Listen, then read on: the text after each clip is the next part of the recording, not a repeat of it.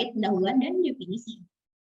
Pada bahasan bab kali ini, kita akan berfokus pada bagaimana ahli statistik nasional dapat menerapkan prinsip 9 dan prinsip 10 UNFPOS melalui mekanisme koordinasi, kerjasama, dan kolaborasi yang beroperasi dalam sistem statistik internasional. Sebenarnya apa sih yang dikejar dari sistem statistik internasional? Jawabnya adalah keterbandingan. Keterbandingan sendiri merupakan salah satu dimensi penting kualitas. Mengapa? Karena jika data tidak dapat dibandingkan, maka data kehilangan kegunaannya. Jika data sudah kehilangan kegunaannya, maka organisasi yang memproduksi juga akan kehilangan relevansinya. Oleh karena itu, keterbandingan merupakan prinsip utama kerja untuk modernisasi produksi dan layanan statistik resmi. Meliputi penggunaan standar umum meningkatkan efisiensi dalam masing-masing lembaga dan di dalam industri statistik resmi secara keseluruhan. Oleh karena itu, diterapkanlah prinsip dasar 9 yang memastikan bahwa statistik resmi dan produsennya tetap relevan bagi pengguna dan memberikan nilai yang baik untuk pemerintah nasional. Adapun cakupan definisi yang akan dibahas adalah segala organisasi atau yang akan berkepentingan dalam sistem statistika internasional.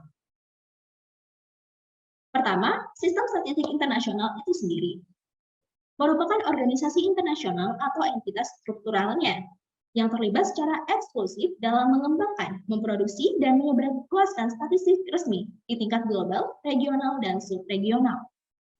Pada prinsipnya, organisasi atau entitas struktural dalam ISS sesuai dengan prinsip yang mengatur kegiatan statistik internasional atau Principles Governing International Statistical Activities.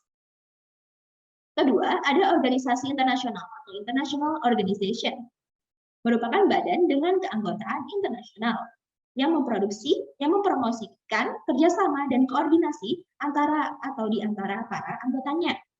Dapat dibedakan menjadi organisasi antar pemerintah atau intergovernmental organizations, organisasi supranational atau supranational organizations, dan organisasi non-pemerintah internasional atau international non-governmental organizations. Kemudian yang ketiga, ada organisasi antar pemerintah atau international governmental organizations. Merupakan organisasi yang melibatkan 2 atau lebih negara yang bekerja pada isu-isu yang merupakan kepentingan bersama, yang didirikan oleh sebuah perjanjian yang berupa piagam pendirian organisasi. Sekretariat IGO adalah organisasi yang menjalankan tugas administrasi pusat atau sekretaris jenderal.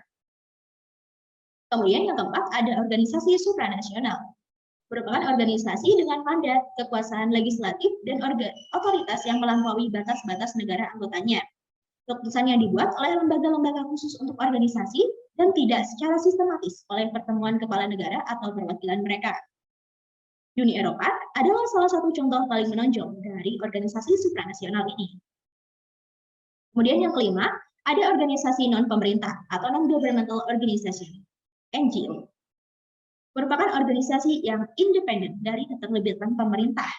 LSM adalah sekelompok organisasi yang didirikan oleh warga negara, termasuk asosiasi yang memberikan layanan kepada anggotanya dan orang lain. Kemudian yang keenam, ada organisasi non-pemerintah internasional atau International Non-Governmental Organization, INGO. Merupakan organisasi berbasis warga negara yang independen dari keterlibatan pemerintah. Adapun keanggotaannya adalah internasional. Kemudian yang ketujuh ada kemitraan internasional atau international partnership. Merupakan organisasi yang dibentuk antara organisasi antar pemerintah yang bekerja untuk tujuan yang sama atau tujuan bersama. Global Partnership for Sustainable Development Data adalah contoh kemitraan internasional.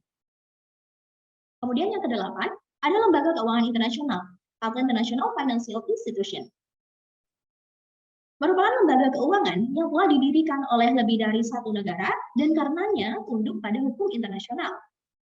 Pemilik atau pemegang sahamnya umumnya adalah pemerintah nasional, meskipun institusi internasional lain dan organisasi lain mungkin jadi pemegang saham juga. Contohnya adalah International Monetary Fund atau IMF. Kemudian yang terakhir, ada Bank Pembangunan Multilateral atau Multilateral Development Bank. Merupakan IFI yang dibuat oleh sekelompok negara yang menyediakan pembiayaan dan saran profesional untuk pembangunan. MDB dapat mencakup global, misalnya Bank Dunia, atau regional, misalnya Bank Pembangunan Afrika. Nah, apa saja sih yang menjadi lingkup kolaborasi ISS dan statistik internasional?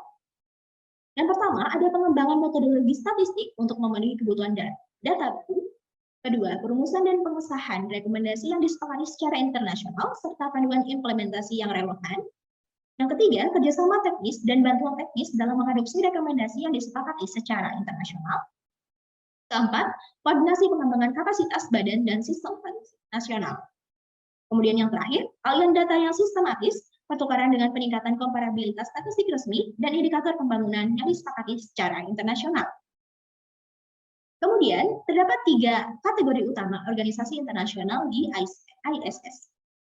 Yang pertama adalah organisasi antar pemerintah dan organisasi supranasional yang meliputi organisasi sistem PBB, institusi finansial internasional, dan organisasi regional subregional. Kemudian ada kantor pemerintah internasional atau INGOS yang meliputi kemitraan internasional dan yayasan, serta kantor pemerintah internasional atau NGOS lainnya. Kemudian yang ketiga ada donatur bilateral atau multilateral yang meliputi donor negara dan organisasi-organisasi internasional. Adapun berikut adalah beberapa contoh organisasi utama ISS. Yang pertama dari kategori organisasi antar pemerintah dan organisasi supranasional, untuk sekretariatnya sendiri ada contohnya UNSD dan lain sebagainya. Kemudian untuk pembiayaan program entitas lain UN ada UNDP, UNFPA, UNICEF dan lain sebagainya. Kemudian untuk agensi-agensi terspesialisasi ada FAO, ILO dan lain sebagainya.